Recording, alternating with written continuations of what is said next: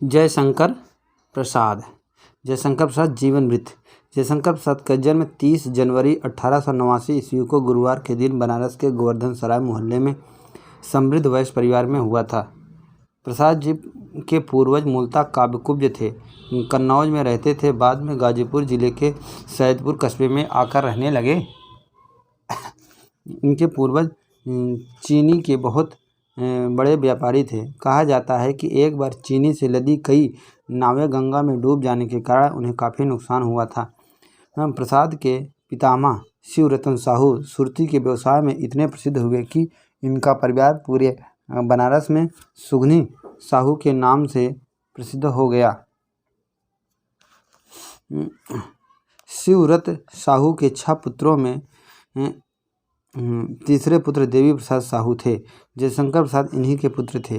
पिता और पितामह दोनों ही महादानी थे। उनकी दानशीलता का गुण प्रसाद को विरासत में मिला। प्रसाद जी के पितामह प्रतिदिन गंगा स्नान या विश्वनाथ जी का दर्शन करके लौटते तो रुपए पैसे लुटाते चलते। बनारस की जनता हर हर महादेव की जयघोष से इस वंश के लोगों का सम्मान करती थी। इस तरह का सम्मान बनारस महाराज के अतिरिक्त केवल इसी वंश को प्राप्त था। जयशंकर प्रसाद का पूरा परिवार शिवोपासक था। माता पिता प्रसाद जी के जन्म को लेकर झारखंड के वैद्यनाथ धाम से लेकर उज्जैनी के महाकाल तक की आराधना की थी। इस कारण प्रसाद जी के बचपन का नाम झारखंडी पड़ा। बाद में इनका जयशंकर प्रसाद नामकरण झारखंड वैद्यनाथ धाम में ही हुआ। घर में लोग इन्हें खंडेराव नाम से पुकारते थे। प्रसाद जी की प्रारंभिक शिक्षा घर पर ही हुई। उच्च शिक्षा के लिए क्वींस कॉलेज में दाखिला लिए पर कुछ ही समय में छोड़ दिए। प्रसाद जी के संस्कृत शिक्षक दीनबंधु ब्रह्मचारी थे।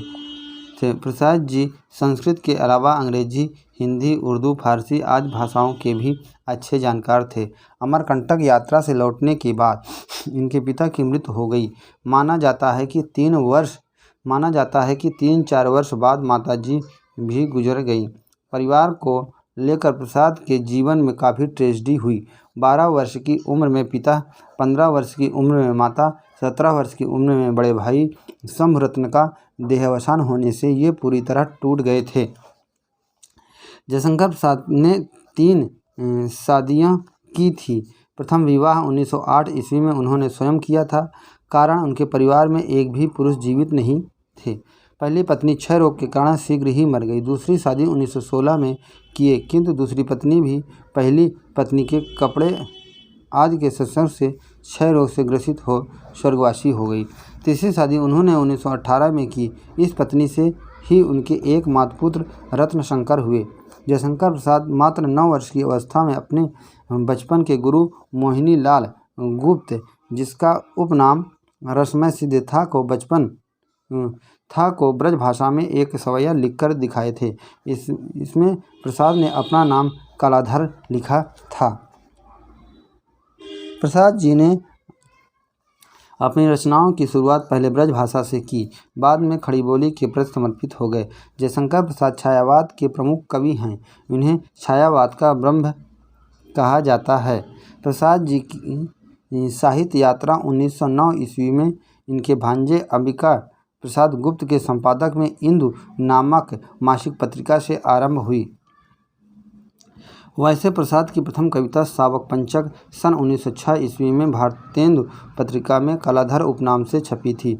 जयशंकर प्रसाद की प्रथम छायावादी रचना प्रथम प्रभात सन 1918 में प्रकाशित हुई, जो झरना काव्य संग्रह में संकलित है। प्रसाद जी की प्रथम पुस्तकार रचना उर्वशी चंपू काव्य है, जो 1909 ईस्वी में इंदु में प्रकाशित हुई थी। प्रसाद जी का करुणालय नाटक हिंदी का प्रथम गीत नाट्य माना जाता है। खड़ी बोली में जयशंकर प्रसाद का प्रथम काव्य संग्रह कानन कुसुम है। सन 1914 ईस्वी में इंदु में प्रकाशित खोलो द्वार इनकी प्रथम छायावादी कविता है। प्रसाद की रचना झरना से छायावाद का वास्तविक आरंभ माना जाता है। इसीलिए नंद दुलारे वाजपेयी ने झरना को छायावाद की प्रथम प्रयोगशाला कहा है। प्रसाद की रचना चित्राधार में इनकी ब्रजभाषा में रचित कविताएं संकलित हैं। प्रसाद जी ने प्रेम पथिक की रचना पहले ब्रजभाषा में सन 1909 ईस्वी में किया, बाद में इसका खड़ी बोली में अनुवाद 1914 में कर दिया। इलाचंद जोशी और डॉक्टर गणपत चंद्र गुप्त ने प्रसाद को छायावाद का प्रवर्तक माना है। जयशंकर प्रसाद की रचना मुक्तक काव्य संग्रह चित्राधार 1906, दूसरी बार 1909, कानन कुसुम 1913, झरना 1918, पहले 25 और बाद में 55 कविताएं, लहर 1933, 43 कविताएं, प्रबंध काव्य प्रेम राज्य 1909, वन मिलन 1909, अयोध्या का उद्धार 1910, शोकोच्छ्वास 1910, प्रेम पथिक 1905 ईस्वी के बाद में 1913 ईस्वी, वभ्रुवाहन 1911, महाराणा का महत 1914, आंसू 1925, लहर 1933, कामायनी 1935। नाटक सज्जन 1910, कल्याणी प्रणय 1912, करुणालय 1912, प्रायश्चित 1913, राजश्री 1915, विशाख 1921, अजातशत्रु 1922, जन्मेजय नागयज्ञ 1926, कामना 1927, स्कंदगुप्त 1928, एक घूंट 1930, चंद्रगुप्त 1931 तथा ध्रुवशामनी 1933 ईस्वी। उपन्यास कंकाल 1929, तितली 1934 तथा इरावती 1940 ईस्वी अपूर्ण। निबंध संग्रह काव्यकला तथा अन्य निबंध 1939। अन्य निबंध प्राकृतिक सौंदर्य, भक्ति, हिंदी सम्मेलन, चंपू कवि और कविता, रसास्वाद, हिंदी कविता का विकास, काव्य और कला, रंगमंच, यथार्थवाद और छायावाद, रहस्यवाद। कहानी संग्रह छायावाद सन 1900, कहानी संग्रह छाया 1912 में प्रथम संग्रह, प्रतिध्वनि 1926, आकाशदीप 1928, आंधी 1931, इंद्रजाल 1936 ईस्वी। प्रसाद जी की प्रथम कहानी ग्राम का प्रकाशन 1910 ईस्वी में इंदू में हुआ। प्रसाद की बाल मनोविज्ञान पर आधारित महुआ कहानी प्रेमचंद को बहुत पसंद थी। जयशंकर प्रसाद के बारे में विद्वानों की राय। जयशंकर प्रसाद के पुत्र रत्न उनकी करुणामयी साधना में कर्मवृत्त का सामान और तात्विक प्रवाह था। उस प्रभाव का अवसर और आवश्यकता अनुसार व्यापार और साहित्य में विनियोग रहा। शिव पूजन सहाय, वैदिक ऋचाएँ और उपनिषदों के लच्छेदार वाक्य तो उन्हें कंठस्थ ही थे। संस्कृत महाकवियों ने किस शब्द का कहा कि किस अर्थ में कैसा चमत्कारपूर्ण प्रयोग किया, इसको भी वे स्वधारण उपस्थित करते चलते थे। शिव पूजन सहाय काष्ठ औषधियों और जड़ी बूटियों के गुणों से बखानते समय वैद्य ग्रंथों के श्लोक कहने लगते थे तो वैद्यराज जी ही प्रतीत होते थे। जयशंकर प्रसाद के ऊपर लगे आरोप के बारे में नंद दुलारे वाजपेयी का कहना है कि एक महाशय ने कहा है कि प्रसाद जी तो बाबा आदम के ज़माने के चरित्रों को अपने नाटकों में रखते हैं, गड़े मुर्दे उखाड़ते हैं। तो दूसरे महाशय नई भाषा में कहने लगे, प्रसाद जी तो एकेपिस्ट हैं, जीवन से भागते हैं। एक तीसरे महाशय रहस्यवाद के नाम से ही इतना घबरा उठे कि प्रसाद जी का सारा रहस्यवाद उन्हें रूढ़िवाद जचने लगा। एक चौथे महाशय इधर उधर की टोह लगाकर कहने लगे कि प्रसाद जी के साहित्य में मध्यकालीन विलास और खुमारी ही उन्हें मिलती है। बस समालोचनाओं का तांता इसी तरह बन गया और लोग मनमानी हाँकने लगे। आंसू काव्य पर विद्वानों की राय। आंसू काव्य के वक्तव्य में स्वयं जयशंकर प्रसाद के कथन आंसू प्रेम के देवता की अर्चना है। प्रेम अपने माया विग्रह से अनंत स्मरणीय रूप धारण करता है। उसे न स्त्री कहा जा सकता है न पुरुष। आचार्य रामचंद्र शुक्ल वेदना की कोई एक निर्दिष्ट भूमि नहीं होने से इसका कोई एक समन्वित प्रभाव नहीं निष्पन्न होता। देख कर भी मुक्त कंठ से स्वीकारते हैं कि इनकी उक्तियाँ के भीतर बड़ी ही रंजनकारिणी कल्पना व्यंजक चित्रों का बड़ा ही अनूठा विन्यास, भावनाओं की अत्यंत सुकुमार योजना मिलती है। प्रसाद जी की यह पहली काव्य रचना है जिसने बहुत लोगों को आकर्षित किया है। रमेश चंद्र शाह कवि अपने अनुभवों के दुखते और कशकते मूलों की ओर, गहरे स्तरों की ओर बढ़ता बढ़ता मानो एकाएक अपने ही भावोद्वेलन के अंतरक्य तुमुल से आशंकित होकर बिना तल तक फिर वापस ऊपर की ओर प्रकाश और हवा की ओर उठना शुरू कर देता है। एक जगह और रमेश चंद्र शाह कहते हैं कि उन्मोचन का संतोष हमें जिस तरह कामायनी देती है उसी तरह आंसू शायद नहीं देता। आंसू की यह सार्थकता है कि वह कामायनी की ओर इशारा करता है। इसमें जो गति और प्रगति है वह उस कृत्य के अपने निजी संगठन की नहीं बल्कि आगामी उपलब्धि की दिशा में गति है। नंद दुलारे वाजपेयी हिंदी में जब किसी के पास इतनी शक्ति नहीं थी कि वह इस तरह की बातें कहे, तब प्रसाद जी ने उन्हें कहा, यह साहस और कवि की संवेदना स्वतः ही काव्य को आध्यात्मिक ऊंचाई पर ले गई। डॉक्टर प्रेम शंकर असफलता से प्राप्त निराशा का उदात्तीकरण तथा प्रसार उसे सर्वव्यापी बना देता है। दर्शक तथा श्रोता के साथ काव्य का तादात्म्य भावानुभूति की गंभीरता और उसके व्यापकता पर निर्भर रहता है। आंसू इस दृष्टि से एक सफल कृति है।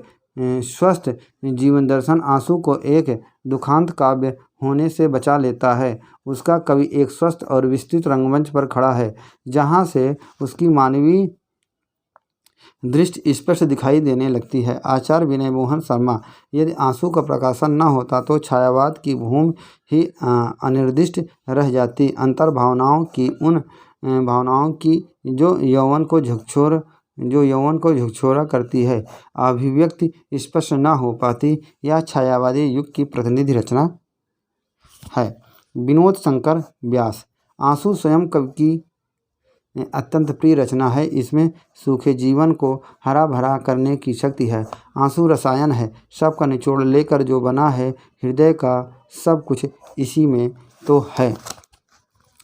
अपनी पुस्तक आधुनिक हिंदी साहित्य का इतिहास में डॉक्टर बच्चन सिंह कहते हैं कि हाहाकार स्वरों में वेदना को गर्जना, मानस सागर के तट पर लोल लहर की धारों का कुछ कलकल ध्वनि में कहना, प्रतिध्वनि का टकराना, बिलखना और पागलों की तरह फेरी देना आदि प्रयोग की कचाई कैशोर की ही कचाई है।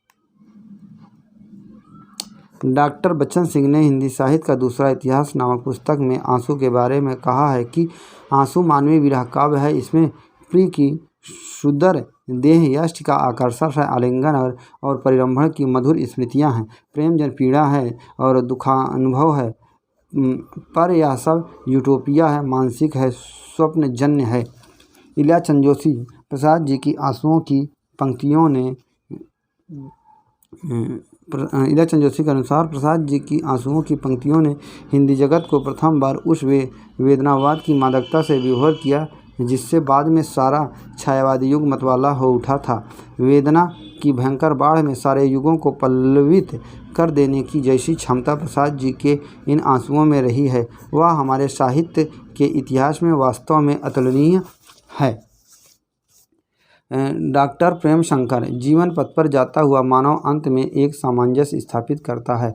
आंसू की करुणा का यह चरमोत्कर्ष है। एक जगह और प्रेम शंकर आंसू के बारे में कहते हैं कि प्रसाद की प्रेम भूमिका लौकिक और मानवीय है। उसका विकास भी सांसारिक धरातल पर होता है तथा उसकी परिणति है उदात्त विश्व प्रेम या सर्वोत्तम मुखी करुणा में। डॉक्टर भोलानाथ तिवारी, जयशंकर प्रसाद के सारे श्री समृद्ध फूलों और फूलों को समाहित करने वाली इस कृति ने छंद, शैली, संगीत, शब्द योजना आदि सभी दृष्टियों से हिंदी के अनगिनत कवियों को प्रभावित किया है, प्रेरणा दी है और नवयुवकों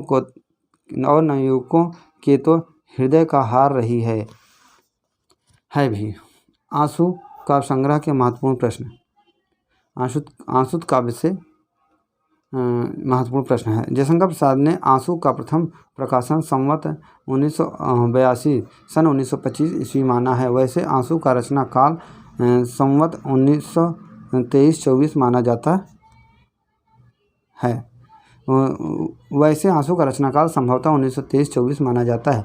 आंसू काव्य का प्रथम प्रकाशन साहित्य सदन चिरगांव झांसी में हुआ। इसमें 126 छंद थे। आंसू काव्य का द्वितीय प्रकाशन 1933 ईस्वी में भारतीय भंडार प्रयाग से हुआ था। इसमें 190 छंद थे। जयशंकर प्रसाद का आंसू एक विरह काव्य है। इसमें निराशा, दुख और पीड़ा के साथ आशा और विश्वास के स्वर भी मुखरित हैं। आंसू मुक्तक शैली में रचित एक विरह प्रधान स्मृत गीत काव्य है। माना जाता है कि जयशंकर प्रसाद आंसू काव्य को कामायनी के एक सर्ग के रूप में रखना चाहते थे। माना तो यह भी जाता है कि प्रसाद जब दाल मंडी में रहते थे तो वहाँ श्यामा नाम की उनकी प्रेमिका रहती थी। संभवतः उसी को लक्ष्य कर इस खंड काव्य की रचना की है। आंसू काव्य को हिंदी का मेघदूत कहा जाता है। लीधर हजगुड़ी ने आंसू को हिंदी की शायरी की पहली किताब माना है। आचार्य नंद दुलारी वाजपेयी ने आंसू काव्य को जीवन की वास्तविक प्रयोगशाला का आविष्कार माना है।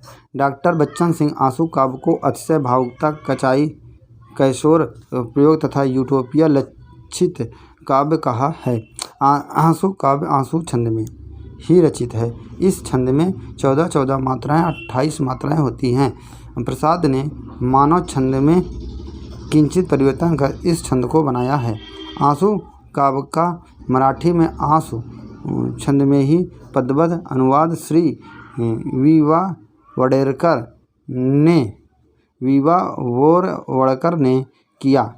इसके अलावा कवि अनिल कुमार ने भी इसका मराठी में अनुवाद किया। लीलाचंद जोशी ने आंसू काव्य के बारे में कहा है कि यदि आंसू का प्रकाशन नहीं होता तो छायावाद की भूमि ही अनिर्दिष्ट रह जाती। लीलाचंद जोशी ने आंसू को छायावाद युग की प्रतिनिधि रचना माना है। आंसू काव्य में विप्लव श्रृंगार के 10 काम दशाओं का निरूपण है। आंसू काव्य में अतीत और करुणा का संगम है। यद्यपि अतीत को प्राथमिकता ज़्यादा मिली है, प्रसाद के निजी अतीत के तपन की अभिव्यक्ति इस काव्य में स्पष्ट रूप से झलकती है। इस काव्य में प्रसाद ने लौकिक प्रेम की वीरानुभूति को चित्रित किया है। यह काव्य प्रसाद जी के यौवन विलास एवं प्रेम का सुंदर प्रतिनिधित्व करता है। निराशा में आशा की तलाश करना और उसी आशा के सहारे जीवन को नवीन राहों पर ले जाने के लिए कवि की व्याकुलता इस काव्य में दृष्टिगोचर होती है। इस काव्य में एक दर्शन है और वह है वेदना दर्शन। इस दर्शन के द्वारा कवि जीवन के परित्याग की ओर संकेत न करके जीवन के प्रति अगाध प्रेम और विश्वास से सिक्त करने की बात की है। इस काव्य में प्रसाद जी के कश्मीरी दर्शन का भी प्रभाव है, जिसमें नवीन दृष्टिकोण पर बल दिया जाता है। प्रसाद ने आंसू काव्य में नारी के प्रति प्रेम व श्रद्धा की भावना, दूसरे के प्रति अगाध विश्वास एवं प्रेम की भावना, समाज कल्याण की भावना, समर्पण की भावना आदि विचारों को प्रस्तुत किया है।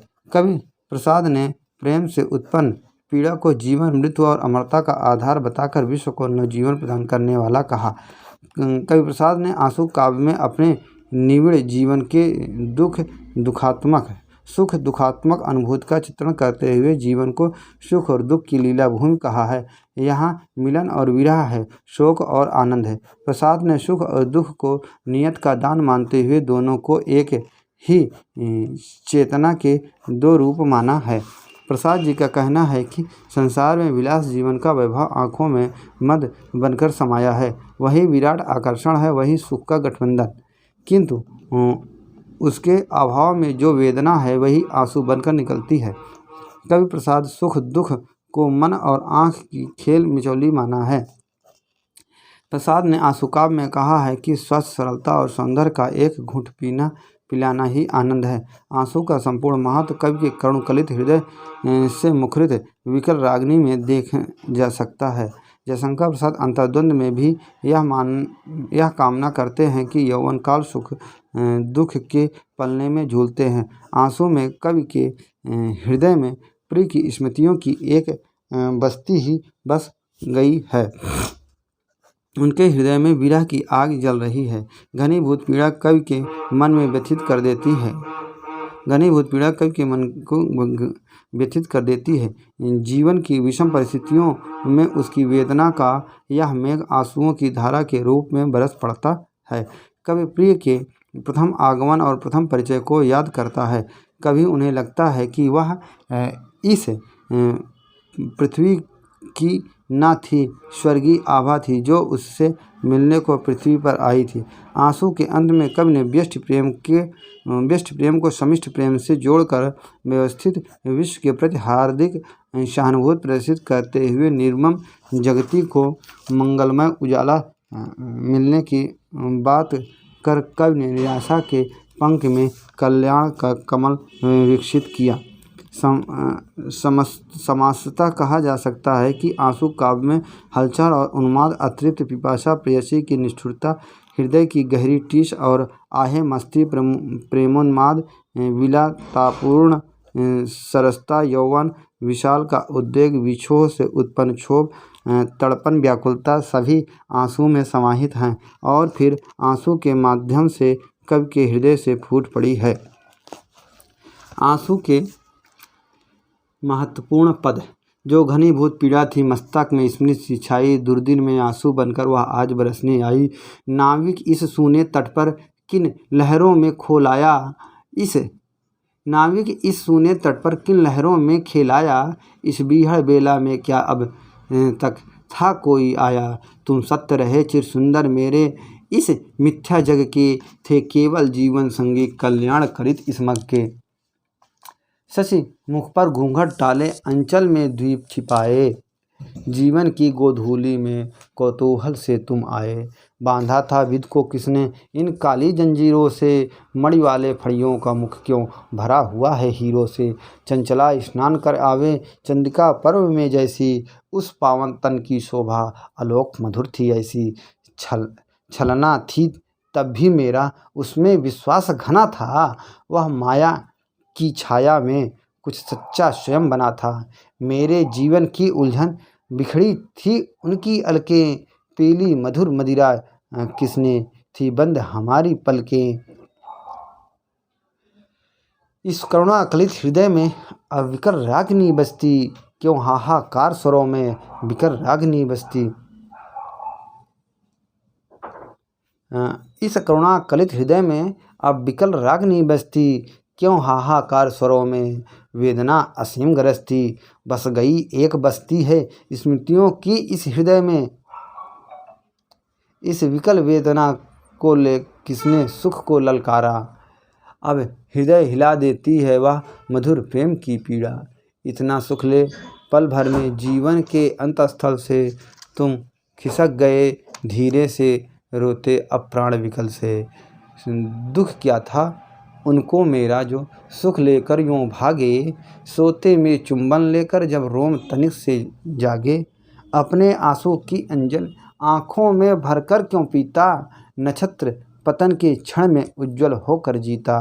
मेरी आहों में जागो सुस्मित में सोने वाले, अधरों से हंसते हंसते आँखों में रोने वाले। जिसमें इतराई फिरती नारी निसर्ग सुंदरता, जिसमें इतराई फिरती नारी निसर्ग सुंदरता, छलकी पड़ती हो जिसमें सिसकी उर्मिल निर्मलता। इस छोटी सी सीपी में रत्नाकर खेल रहा हो, करुणा की इस बूंदों में आनंद उड़ेल रहा हो। सपनों की सुख छाया में जब तंद्रा लस संस्कृत है, तुम कौन सजग हो आई मेरे मन में विस्मृत है। जब तुम्हें भूल जाता हूँ कुडमल किसलय के छल में, तब कूक हुक सी बन तुम आ जाती रंग स्थल में। जिस पर वनस्पत कोई श्यामल उगने पाती, जो जनपद परस तिरस्कृत अभिशप्त कही जाती। देखा बौने जल निधि का शश छूने को ललचाना, सोनी कुटिया कोने में रजनी भर जलते जाना।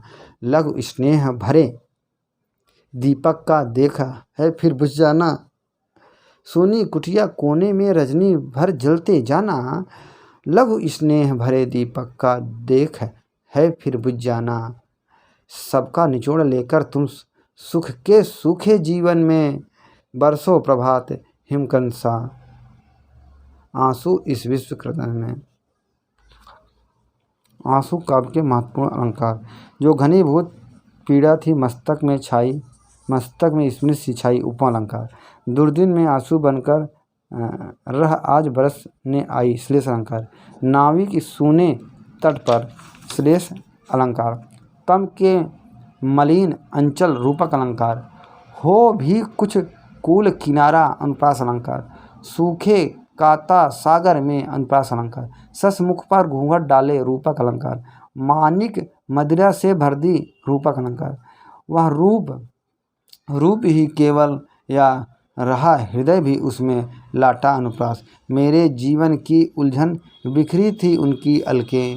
पीली मधुमदिरा किसने थी बंद हमारी पलकें। असंगत अलंकार। हीरे सा हृदय हमारा उपमा अलंकार। कुचला श्रीब कोमल ने विरोधाभास अलंकार। हिम शीतल प्रणय अनल बन अब लगा विरह से जलने विरोधाभास अलंकार। शीतल ज्वाला जलती है विरोधाभास अलंकार। जीवन की जटिल समस्या है बढ़ी जटाई कैसी उपमा अलंकार। जीवन सागर में पवन रूपक अलंकार। बड़वा नल की ज्वाला सी उपमा अलंकार। मेरे जीवन का जलनिधि रूपक अलंकार। आकाश दीप सा जगता उपमा अलंकार। वे हंसने लगे सुमन सी उपमा अलंकार। सुख से सूखे जीवन में अनुप्रास अलंकार। बरसों प्रभात हिमकन सा उपमा अलंकार। आंसू इस विश्व सदन में श्लेष अलंकार। कामायनी महाकाव्य से। कामायनी जयशंकर प्रसाद की अंतिम सर्वोत्कृष्ट और प्रथम रचना है जिसके लेखन में करीब 7 वर्ष लगे। यह छायावाद युग की चरम उपलब्धि और प्रसाद के कवि जीवन की परम सिद्धि है। कामायनी का प्रथम सर्ग कामायनी का प्रथम सर्ग चिंता सुधा के अक्टूबर 1928 ईस्वी के अंक में प्रकाशित हुआ था तथा संपूर्ण कामायनी 1935 ईस्वी में। कामायनी महाकाव्य कुल 15 सर्गों में विभक्त है। उसके नाम क्रमशः इस प्रकार हैं। चिंता, आशा, श्रद्धा, काम, वासना, लज्जा, कर्म, ईर्षा, ईड़ा, स्वप्न, संघर्ष, निर्वेद, दर्शन, रहस्य, आनंद। वस्तुतः उपरोक्त नामकरण प्रसाद जी ने मानव मन की प्रमुख प्रवृत्तियों को ध्यान में रखकर किया था। प्रसाद ने कामायनी के कुछ सर्गों के नाम बदले भी थे। पहले काम सर्ग का नाम यज्ञ, ईड़ा सर्ग का नाम इला और संघर्ष का नाम युद्ध और निर्वेद सर्ग का नाम सुकृत था। कामायनी की रचना शतपथ ब्राह्मण के आधार पर की गई है। शतपथ ब्राह्मण में प्रथम कांड के 8वें अध्याय से जल प्लावन का वर्णन मिलता है। कामायनी के पात्र प्रतीकार्थ रखते हैं जिसमें मनु मन का, श्रद्धा हृदय का, ईड़ा बुद्धि का और कुमार मानव का प्रतीक है। वैवस्वत मनु को ऐतिहासिक आदि पुरुष माना गया है। राम, कृष्ण और बुद्ध को इन्हीं का वंशज मानते हुए शतपथ ब्राह्मण में उन्हें श्रद्धा देव कहा गया है। भागवत में इन्हें वैवस्वत मनु और श्रद्धा से शिष्य का आरंभ माना गया है। छंदों उपनिषद में श्रद्धा को काम गोत्र की बालिका कहा गया है। इसी कारण श्रद्धा के साथ उसे कामायनी भी कहा जाता है। श्रद्धा का अर्थ काम, कामना, अयन अथवा आश्रय भी होता है। शतपथ ब्राह्मण में नाव के उत्तरगिर हिमवान प्रदेश में पहुँचने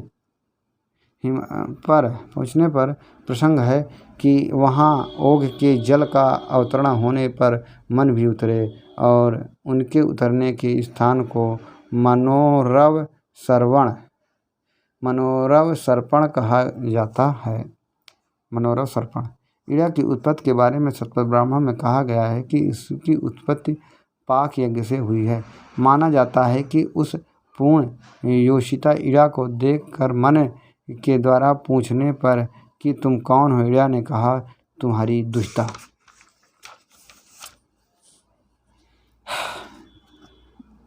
ऋग्वेद में ईड़ा का कई जगह उल्लेख है और ईड़ा से संबंधित कई मंत्र भी मिलते हैं। इस ऋग्वेद के मंत्रों में ईड़ा का नाम मध्यमा, बैखरी और पश्यंती की प्रतिनिधि भारती सरस्वती के साथ ईड़ा का नाम आया है। लौकिक संस्कृत में ईड़ा शब्द पृथ्वी अर्थात बुद्ध, वाणी आदि का पर्याय है। ऋग्वेद में ईड़ा को बुद्धि का साधन करने वाली तथा मनुष्य को चेतना प्रदान करने वाली कहा है। ईड़ा को देवताओं की स्वाधा वाहन माना गया है, इसीलिए यज्ञों में इड़ा कर्म होता है। डॉक्टर इंद्रनाथ मदान कामायनियों को एक असफल कृति मानते हैं। आचार्य शांतिप्रिय द्विवेदी ने कामायनी को छायावाद का उपनिषद कहा है।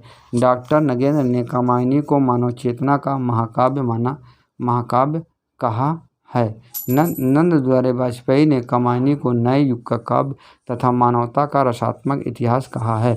मुक्तबोध ने कामायनी को फैंटेसी काव्य माना है। कामायनी महाकाव्य की कथा पृथ्वी पर घोर जलप्लावन के बाद केवल जीवित बचे मनु की चिंता से प्रारंभ होती है। कामायनी महाकाव्य के नायक के मन में चिंता नामक मनोवृत्त उदयवाद क्रमशः आशा, श्रद्धा, काम, वासना, लज्जा, ईर्ष्या, निर्वेद आदि मनोविकार उत्पन्न होते चले गए और अंत में इससे छुटकारा पाने के लिए आनंद अंतिम सर्ग की खोज करते हैं। कामायनी का प्रथम सर्ग चिंता और अंतिम सर्ग आनंद, जो क्रमशः इस बात की ओर संकेत करता है कि किस तरह आज का मानव चिंता से आनंद तक पहुंच सकता है। कामायनी महाकाव्य में भारतीय संस्कृति की सत और असत दोनों पक्षों का निरूपण किया गया है। कामायनी में प्रत्याभिज्ञान दर्शन का भी आधार ग्रहण किया गया है। वस्तुतः कामायनी महाकाव्य में इतिहास, समाजशास्त्र, मानवशास्त्र, मनशास्त्र, नीतिशास्त्र, राजनीति शास्त्र, धर्मशास्त्र, दर्शन शास्त्र, साहित्य शास्त्र आदि को अद्भुत सम्मिश्रण करके एक मधुर आपानक रस के रूप में प्रस्तुत किया गया है। इस महाकाव्य में छायावाद की सभी विशेषताएं ध्वन्यात्मक लक्ष्मिकता, भावात्मक कल्पनात्मकता, सौंदर्यमय प्रतीक विधान, उपचार वक्रता, संगीतमयता, चित्रात्मकता, नाटकीयता, सरसता एवं अलंकारिकता आदि मिलती है। प्रसाद ने इस महाकाव्य में प्रकृति और मनुष्य के बीच एक तादात्म्य स्थापित किया है। प्रकृति यहाँ जड़ नहीं सचेतन रूप में आई है। कामायनी महाकाव्य के सर्गों में भिन्न भिन्न छंदों का प्रयोग किया गया है। चिंता, निर्वेद, आशा, स्वप्न सर्गों में तांडक छंद, लज्जा और काम सर्ग में पदाकुलक छंद, वासना सर्ग में मदन छंद, रहस्य, ईर्षा और आनंद सर्ग में मूलतः अभिनव छंद, श्रद्धा में श्रृंगार छंद का प्रयोग है। कामायनी महाकाव्य के बारे में विद्वानों की राय। स्वयं जयशंकर प्रसाद के शब्दों में यह आख्यान इतना प्राचीन है कि इतिहास में रूपक का भी अद्भुत मिश्रण हो गया। इसीलिए मन, श्रद्धा और ईड़ा इत्यादि अपना ऐतिहासिक अस्तित्व रखते हुए भी सांकेतिक अर्थ की भी अभिव्यक्त करे तो मुझे कोई आपत्ति नहीं। द्वारिका प्रसाद सक्सेना कामायनी को मानवता का महाकाव्य बना दिया और इतिहास पुराण में बिखरी हुई कथावस्तु को कल्पना एवं भावुकता के माध्यम से नई अभिव्यंजना शैली में प्रस्तुत करके छायावाद की विजय पताका को उन्नत शिखर पर फहरा दिया है। आचार्य रामचंद्र शुक्ल कामायनी में उन्होंने नर जीवन के विकास में भिन्न भिन्न भावात्मिकता वृत्तियों का योग और संघर्ष बड़ी प्रगल्भ और रमणीय कल्पना द्वारा चित्रित कर मानवता का रसात्मक इतिहास प्रस्तुत किया। डॉक्टर प्रेमशंकर कामायनी प्रसाद के व्यक्तित्व की संपूर्ण अभिव्यक्ति है। उसमें कलाकार अपनी समझ साधना को लेकर प्रस्तुत हुआ, वह उसके जीवन मंथन का परिणाम है। लक्षण ग्रंथों का अनुसरण न करती हुई भी कामायनी अपने जीवन दर्शन, काव्यचेष्टा और मानवीय व्यापार के आधार पर महाकाव्य का पद प्राप्त करती है। डॉक्टर नगेंद्र अनेक विद्वानों का कहना है कि लोकमंगल की भावना को मुखरित करते हुए भी कामायनी की चेतना मूलतः व्यक्तिवादी अध्यात्मवादी चेतना है, जो अपने युग के यथार्थ की समस्याओं का यथार्थ के धरातल पर समाधान करने में असमर्थ रही। वास्तव में किसी भी काव्य को कभी दृष्टियों में पूर्ण और आदर्श काव्य न तो माना गया है और न ही संभवतः माना जा सकता है। इसीलिए कामायनी अपनी सीमाओं के बावजूद हिंदी साहित्य की एक गौरवशाली उपलब्धि है। हिंदी साहित्य कोश भाग 2 कामायनी जयशंकर प्रसाद की और संभवतः छायावाद युग की सर्वश्रेष्ठ कृति मानी जाती है। इसे प्रसाद के संपूर्ण चिंतन मनन का प्रतिफलन कहना अधिक उचित होगा। डॉक्टर बच्चन सिंह प्रसाद को शिखर कवि के रूप में प्रतिष्ठित करने का श्रेय कामायनी को है। प्रसाद की पूर्ववर्ती रचनाओं को देखते हुए कामायनी एक लंबी छलांग प्रतीत होती है। इसकी काव्यगत श्रेष्ठता और औदात्य पर सभी लोग मुग्ध हैं, पर उसके मूल निर्णय को लेकर विद्वानों में मतभेद हैं। डॉक्टर प्रेमशंकर, मानव मन के दो पक्ष हृदय और बुद्धि में श्रद्धा हृदय की प्रतीक है तो ईड़ा बुद्धि की। मानव जीवन में पहले श्रद्धा फिर ईड़ा का आगमन होता है। दर्शन में पंचकोश अन्न प्राण मन विज्ञान तथा आनंद में सर्वोच्च स्थान आनंदमय कोश का है।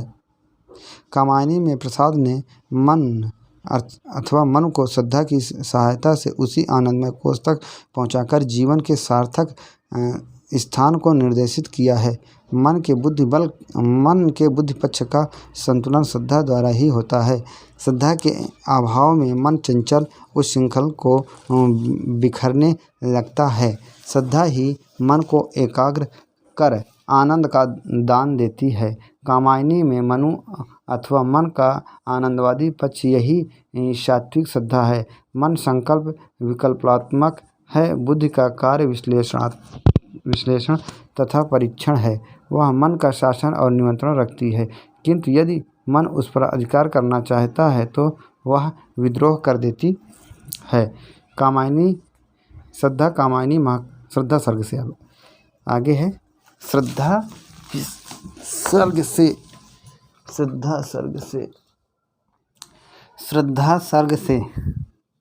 श्रद्धा कामायनी महाकाव्य का तीसरा सर्ग है। श्रद्धा के संपूर्ण सर्ग में 16 मात्रा वाला श्रृंगार छंद का प्रयोग हुआ है। श्रद्धा को हृदय का प्रतीक माना गया है। श्रद्धा के समर्पण भाव पर आधारित है। श्रद्धा गंधर्व देश में ललित कला सीखने के लिए आती थी। जब यह देश जल प्रभावित हो गया तो हिमालय पर ही रहने लगी। हिमालय पर घूमती हुई श्रद्धा चिंता निमग्न मन को देखती है और उससे पूछती है कि आप कौन हैं। मन ने अपना परिचय दुखपूर्वक देते हुए कहा कि मैं एक ऐसा उद्भ्रांत प्राणी हूँ जिसका सर्वस्व उजड़ चुका है और जिसके जीवन में केवल असफलताएं ही प्राप्त हुई हैं। कवि प्रसाद ने मनु की तुलना समुद्र की लहरों से फेंकी हुई मणि से किया है। श्रद्धा मनु से कहती हैं कि तुम मुझे मधुरता, थकावट तथा नीरवता से भरे हुए जगत के एक उलझे हुए रहस्य से जान पड़ते हो। प्रसाद ने मनु के मुख की तुलना कमल और श्रद्धा की वाणी की तुलना भ्रमरी की मधुर गूंज से किया है। श्रद्धा के सौंदर्य की तुलना चंद्रमा की शीतल चांदनी से लिपटा हुआ बादल के टुकड़े से की गई है। श्रद्धा का शरीर गंधार देश के भेड़ों की नीले रोम वाली चिकनी खाल से ढका हुआ था।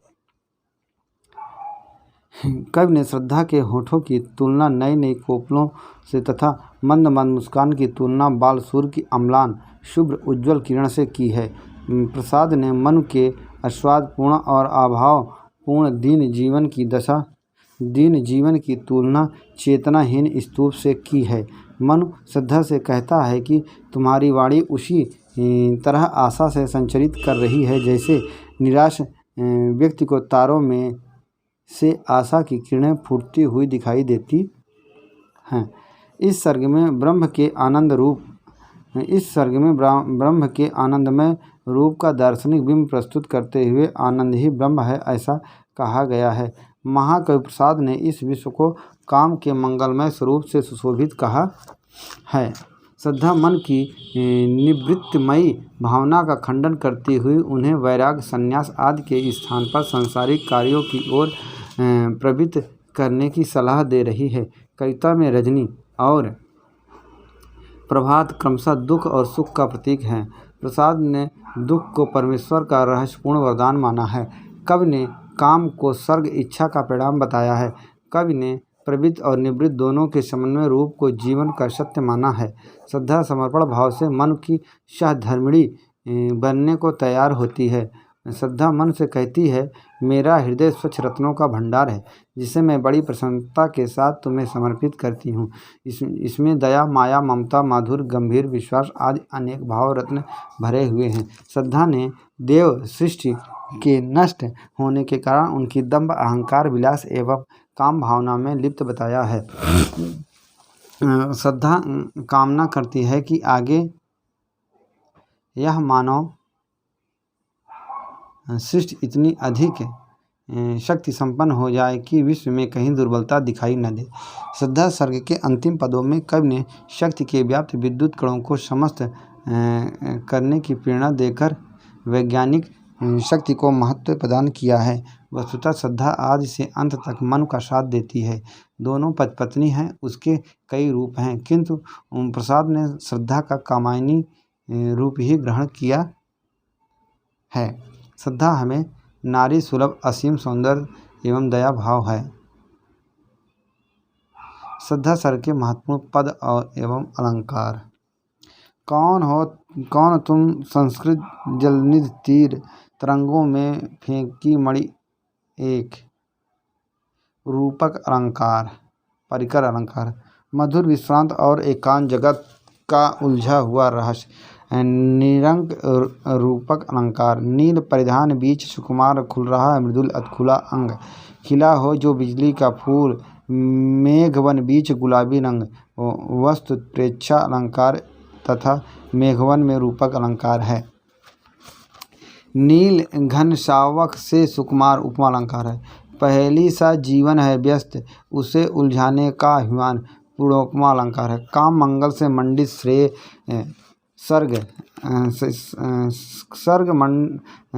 काम मंगल से मंडित श्रेय सर्ग इच्छा का है परिणाम रूपक अलंकार। एक तुम यह विस्तृत भूखंड, प्रकृति वैभव से भरा अमंद, कर्म का भोग, भोग का कर्म, यही इसके जड़ का चेतन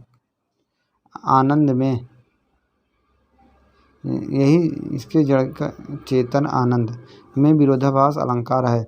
समर्पण लो सेवा कर सार। एक तुम यह विस्तृत भूखंड, प्रकृति वैभव से भरा अमंद, कर्म का भोग, भोग का कर्म, यही इसके जड़ का चेतन आनंद में विरोधाभास अलंकार। समर्पण लो सेवा का सार, सजल संस्कृत का यह पतवार परंपरित रूपक अलंकार है। पुरातनता का यह निर्मोह सहन करती न प्रकृत पल एक रूप अलंकार है। विश्व की दुर्बलता बल बने, पराजय का बढ़ता व्यापार विरोधाभास अलंकार। लज्जा सर्ग से। सर्ग में श्रद्धा और लज्जा का आपसी वार्तालाप वर्णित है। श्रद्धा में समर्पित भाव के बीच अचानक कुछ भाव उपस्थित हो जाता है, उसी के मानवीय रूप को कवि ने लज्जा कहा है। श्रद्धा कौतूहल पूर्ण सवाल करती है और लज्जा उसका उत्तर देती है। इस सर्ग में मनोभावों को मूर्त रूप प्रदान किया गया है। श्रद्धा लज्जा से पूछती है कि तुम कौन हो। इसके आगमन से मेरा शरीर रोमांचित हो गया है, अंग अंग मोम की तरह कोमल हो रहा है, पलकें झुक रही हैं, मनु को छूने में भी झिझक हो रही है। लज्जा श्रद्धा से कहती है, मेरे कारण स्त्रियों के स्वेच्छाचारिणी होने पर अंकुश लगता है। मैं ही मर्यादा में रहने का संकेत देती हूँ, मैं युवतियों का मार्गदर्शन करती हूँ।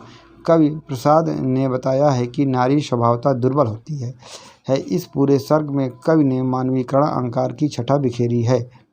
श्रद्धा मन के ऊपर अपना भाव और देह दोनों का समर्पण करती है। लज्जा वस्तुतः श्रद्धा में छुपा एक भाव है। देव सृष्टि में लज्जा ही काम की पत्नी रथ के नाम से जानी जाती थी। देव सृष्टि के नष्ट होने पर यही लज्जा भावना के रूप में धरा पर अवतरित होती है। लज्जा श्रद्धा से कहती है, तुम तो केवल श्रद्धा हो और तुम्हारा हृदय विश्वास से भरा हुआ, अतः तुम्हें तो अपने और पौरुष के जीवन को हरा भरा करना है।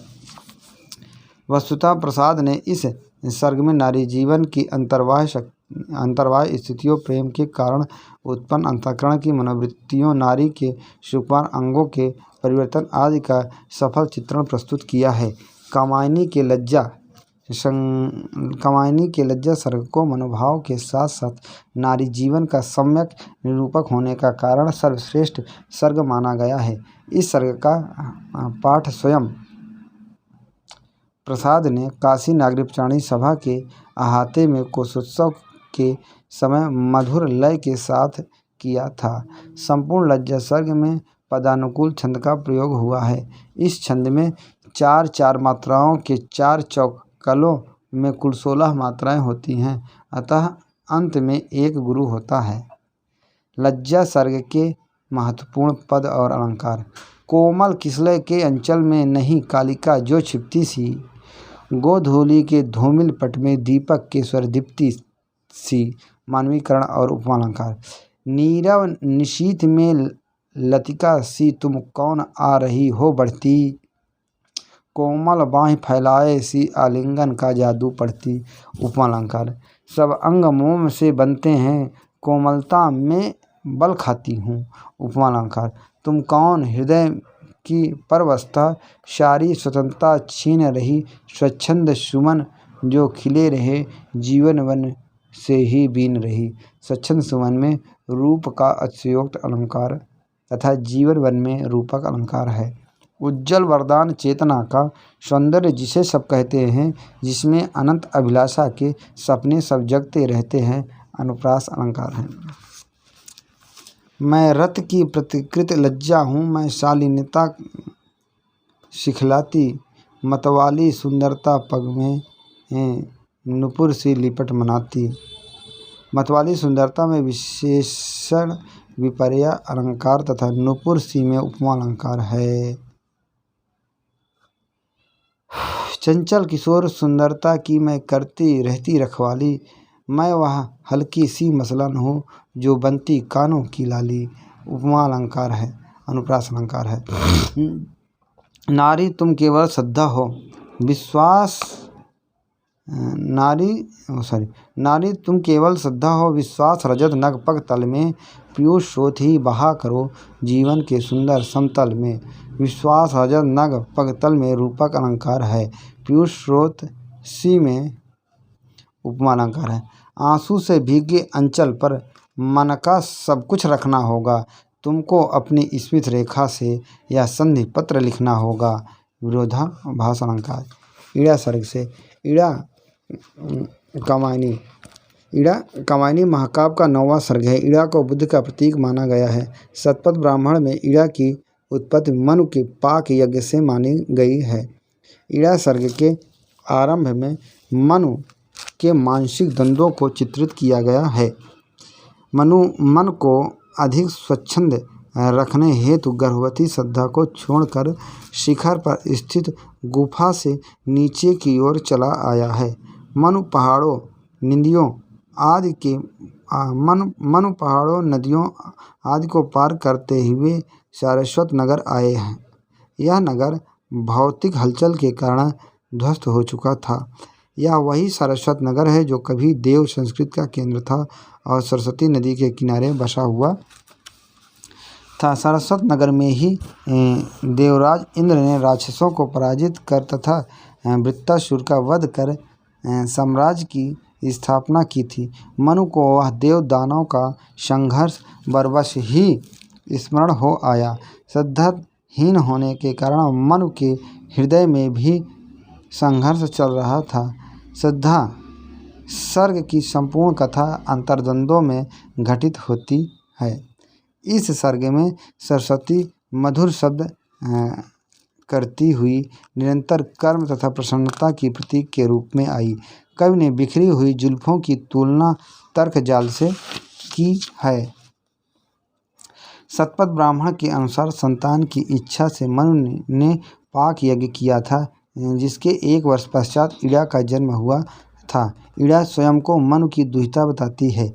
श्रद्धा से अलग होने के बाद मनु की भेंट ईड़ा से होती है और मनु उसे सारस्वत प्रदेश का रानी स्वीकार करता है। ईड़ा शब्द पृथ्वी, बुद्धि, वाणी आदि का प्रतीक है। यह मनुष्यों पर शासन करती है। इस सर्ग में मनुष्य के माध्यम से यह बताया गया है कि श्रद्धा विहीन मनुष्य किस तरह इधर उधर भटकता रहता है और अंत में बुद्धि का सहारा लेता है, किंतु भौतिकवादी संसार की चाह में विश्वास का गला घोंट देता है।